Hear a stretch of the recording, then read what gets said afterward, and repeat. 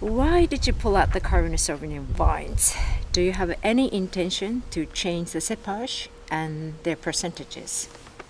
Well, I think I'll answer that one because we make wine in the Médoc as well, at Rosan-Segla, Yes. where we have a lot of Cabernet Sauvignon. Yes, but here you pulled out. We pulled out. There was about half a hectare of Cabernet Sauvignon in the vineyard, and we experienced the 96. We found the 96 wine when we bought the property that had been made, and had a first experience with 97 Yes. in Cabernet Sauvignon. But after both experiences, it's always difficult to pull up a vine. Yes. It's something that can hurt you.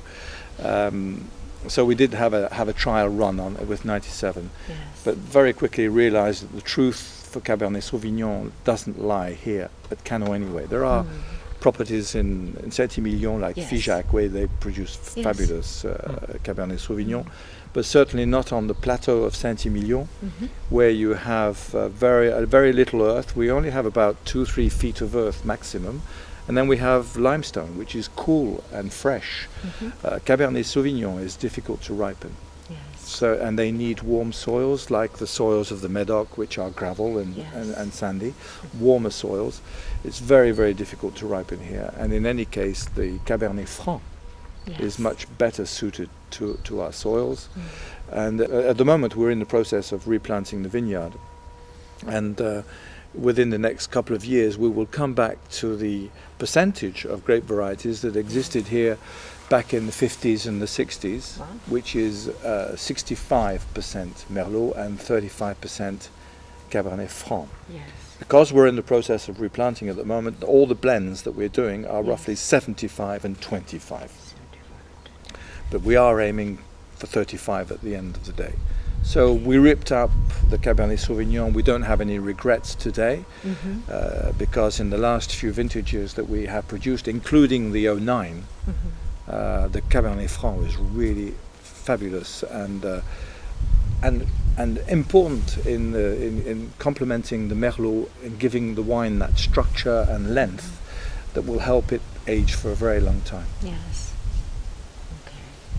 Well, some journalists say that it could have been a mistake that you pulled out Cabernet Sauvignon, but judging from what you said and also judging from the tasting the recent vintages, I think that you were right.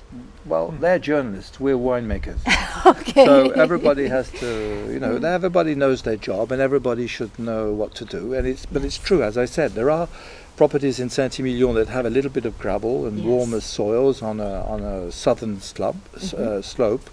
And that's probably much better for the Cabernet Sauvignon than it Yes. is here, as I said, on this very particular terroir, what the French call the terroir, the setting for the wine itself, where we Yes. have we have the limestone, we have the clay, and it's not good for Cabernet Sauvignon.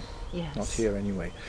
We're trying to do our best. That's all, and we're Yes. trying to make Canon. I think we know what Canon is, what it represents, and the only way we're sure of being able to know that is by having the key to the cellar, which we Yes. both have. We can both go down into the cellar and pick up a bottle that somebody left 30, 40, 50 years ago, and Yes. we have proof then that that's what happened. But there was no Cabernet Sauvignon in the olden days here, none I at all. see. It's life changes, and we have habits change, and there are modes that go through. And there was a mode of planting Cabernet Sauvignon back in the 70s. But quite honestly, it might have been good for some people, but not for everybody. We have to know what we want to do, and we certainly have to know our vineyard. That's what we're paid for. And the only way of knowing it is by analysing and testing and see what's going on. But Cabernet Sauvignon is not here, Yes. not for Canon anyway. Okay.